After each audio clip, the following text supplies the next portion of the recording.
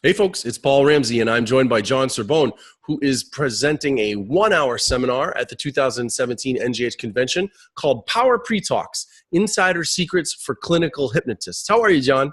Wonderful and fantastic, Paul. Thanks for having me again. Good to have you again. So I'm going to go right to your description, make sure I'm representing properly here. It says, a hypnotist pre-talk can be one of the very most important aspects of the private session, and when done properly, will provide information, build rapport, pre-hypnotize the client. So this is, okay, I got you here.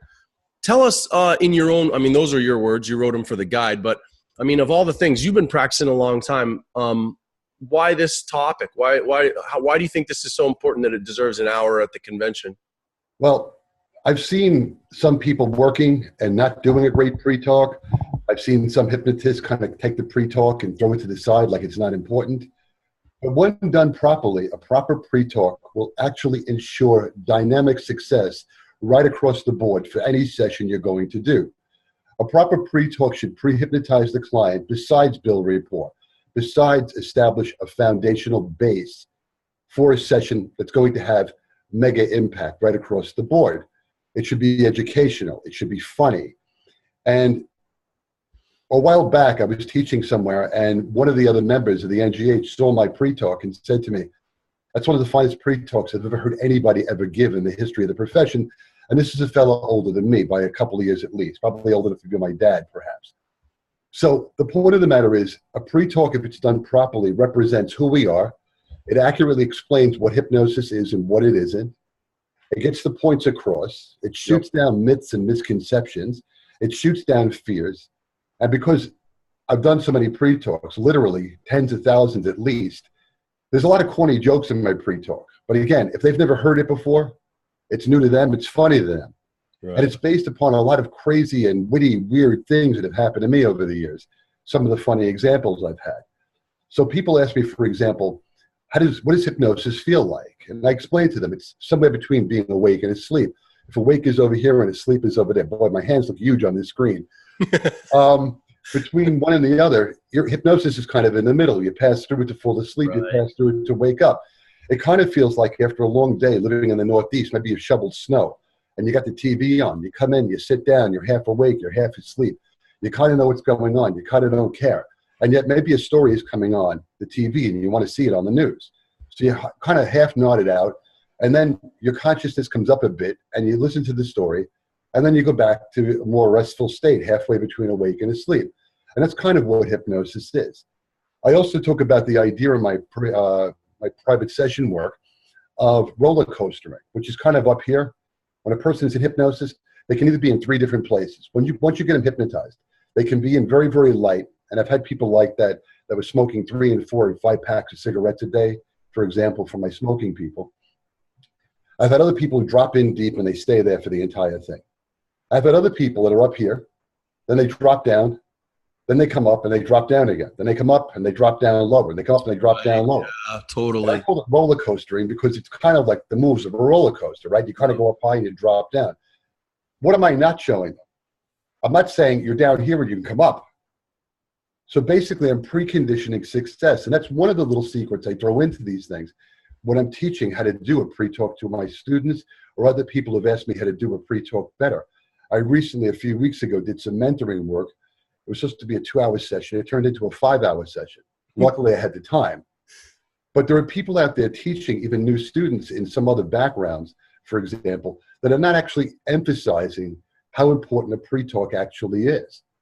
So I do mine in clusters. There's basically 7 clusters, which I'll be teaching in this. From come in, have a seat. It's great to work with you. You're going to feel so great being in hypnosis today with me, and you're going to get amazing results. Now, they've just walked in, and everybody, according to Milton Erickson, and according to me, before I heard Milton Erickson even said this, is in a form of light hypnosis most of the time. So by hitting them when they come in right away, you're coming in under their radar, you're building rapport, you're speaking on the same language as these people. And because I live in New York, I'm so used to working with accents and different backgrounds and different rates of people speaking. As a New Yorker, as you probably know, I tend to speak a little more quickly because in New York, if you don't get it out in a hurry, they're down the block. Yeah. So consequently, my mouth and my brain are not always synchronized because my brain's working at a much faster rate of speed. But the point is I've had people in here from all over the world. I've had people in here from at least 5 continents for private sessions. I've had people in here from India for private sessions. I've had people in here from South Africa, Australia, New Zealand, parts of Europe. So basically, I've had people from all over the world in here. I believe I had somebody from South America, but I can't remember who it was. But I've even done sessions around the world. The one thing you learn in a session basis is keep a pre-talk short if you're working with a military officer in a war zone to get them to lose weight. You know, I worked with somebody who lives in New Jersey, but he had to lose weight via Skype when he was in Afghanistan. You know, hope the connection didn't crash. Yeah, yeah. But the idea in a pre-talk is to get the points across and keep it funny, keep it amusing. Why? Because the average person who's coming in for a private session is afraid of being hypnotized. Like yourself, like any other hypnotist watching this, I would say about 20% of my sessions have a chaperone involved. Somebody will bring somebody with them because they're afraid of hypnosis. They've seen horrible things in movies or strange things in movies. You know, Kevin Bacon in Stir of Echoes, he gets hypnotized and he's seeing murders. You know, that doesn't generally happen after all the people I've worked with. Right. If it did start happening, I'd tell you about it. But the point is that there's a lot of silly examples and weird things that have happened, including even making reinforcement recordings that I cover in my pre-talk. Yeah. People who tell me, can I listen to this in the car? You know, I mean, do you see anything wrong with a deep trance hypnosis recording driving a car? Just saying. Yeah. You know, that might be, unless you can see through your eyelids. I had another fellow come in one time, and I talk about this in my pre-talks also. Oh, it's great, the recording you made for me. I listened to it in a hot tub of water with the water up to my nose. Now, if a head drops down this much, 1 inch, and you're dead. Yeah. And this man owns several businesses. You imagine, I might add, that the person might have the wherewithal not to be in a tub of water and using a hypnosis recording. Right. But these are things that I have to do in my private sessions over the years and explain to people to make sure they understand. Right. And get into their mind, into their head, into even the pre-talk, into even things you don't mention after the session's over because you don't want to shoot yourself in the foot.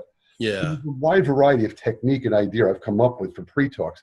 And if you keep it silly at times, not always, just a little bit, and you make them laugh every 5 to 7 minutes, which is public speaking, the idea is that they'll take this and they'll walk out of the session happy, content, and referring. Right. Right.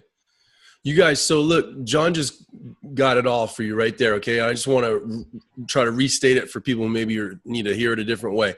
So the big thing that John's spot on about is many people in our industry take for granted the importance of the pre-talk. Clearly, John does not. And so this is one of those people that if you haven't thought about it before and you're ready to think about the importance of the pre-talk, then John is someone you should go hang out with, all right? If you have thought about the importance of the pre-talk before, but you want to refine yours and make it even better and more effective and more powerful, then John is someone you should be hanging out with, all right? So either way, that's the key, is if you got to recognize that there is an important aspect of doing this work with people, and that it starts with the pre-talk. August 12th, 4 p.m., 1 hour seminar. It's covered in your convention registration fee. All you got to do is show up and learn. And that's a pretty good thing to be able to do when you're hanging out with John Cerbone. John, thanks for making this time for me. If people want to learn more about you, what's the best way for them to do it? Just go to worldfamoushypnotist.com. That's worldfamoushypnotist.com, and send me an email. Easiest thing in the world. Awesome. Thank you, my friend. My pleasure, always. Thank you so much. All right.